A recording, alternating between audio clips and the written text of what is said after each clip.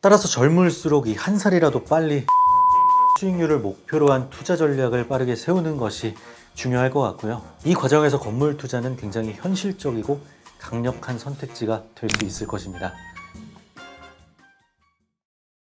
안녕하세요. 도산대로의 주민 여러분, 그리고 예비 주민 여러분, 빌팅씨입니다.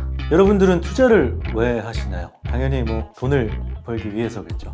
오늘은 제가 생각하기에 투자를 해야 되는 이유를 나눠볼까 합니다. 제가 오늘 정리해드리는 이 내용만 사실 아셔도 앞으로 투자 방향을 잡는 데 있어서는 큰 어려움이 없으실 거라고 자신합니다. 우리가 투자에 대해서 알기 전에 먼저 화폐에 대해서 살펴봐야 됩니다. 예를 들어 가정을 한번 해볼게요. 어떠한 공간에 아파트 한 채와 5천만 원이 있다고 가정을 해보겠습니다. 그렇다면 이 아파트의 가격은 얼마일까요? 5천만 원이겠죠. 이 공간에 그러니까 5천만 원을 더 넣어줄게요. 그러면은 아파트 한 채와 1억 원이 되겠죠. 그렇다면 이젠 이 아파트 가격은 얼마가 될까요? 네, 맞습니다.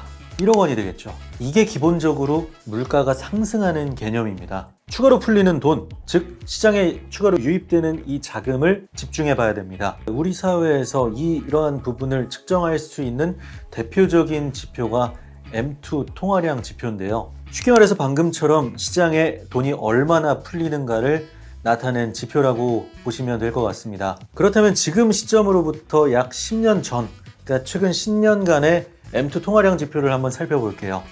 2015년도에는 2182조 원이었습니다. 그리고 2024년도에는 4045조 원이었어요. 그러니까 약 85%에서 90% 정도가 증가했는데요. 편하게 한 2배 정도가 늘었다고 보시면 좋을 것 같습니다. 그러니까 쉽게 얘기해서 돈이 풀리는 속도를 잘 따라가야 된다는 건데요. 아까 예시로 든 아파트를 한번 떠올려 보세요. 만약 10년 전 1억 원으로 살 수 있었던 아파트를 지금 2억으로 사야 된다고 하면 구매력이 약 50% 정도가 감소한 셈이죠. 우리가 흔히 알고 있는 이 시장에서의 인플레이션에는 함정이 있습니다. 우리가 보통 통상적으로 이 인플레이션율이 한 2%에서 3% 정도가 상승이 돼야 뭔가 시장이 안정적으로 좀 잘 성장이 되고 있다고 표현들을 합니다. 시장에서는 흔히 이 인플레이션율만을 강조를 하지만 이 수치에는 아파트, 금, 주식과 같은 자산시장이 포함되어 있지 않습니다. 아까 시장에는 제가 얼마가 풀린다고 했었나요?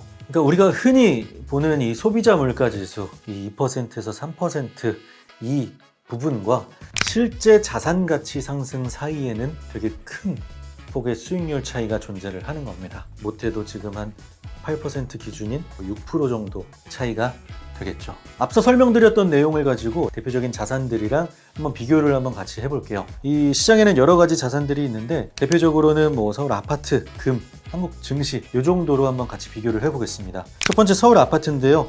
중간 평균 가격이 아닌 중위 가격을 한번 놓고 볼게요. 2015년도에는 5억에서 6억 정도 했었고요. 지금 현재 가치로는 한 12억에서 14억 정도, 약 2배가 올랐습니다. 그리고 금 가격이죠. 24K 순금 기준으로는 15년도에 20만 원 하던 게 2024년도 지금으로서는 60만 원의 가치를 하고 있습니다. 여긴 2배도 아닌 200%가량 성장을 한 거죠. 세 번째로는 한국 증시 시가총액을 놓고 비교를 해보겠습니다. 2015년도에는 약 1,400조 원이었고 현재로서는 약 2,300조, 60% 정도 성장을 했네요.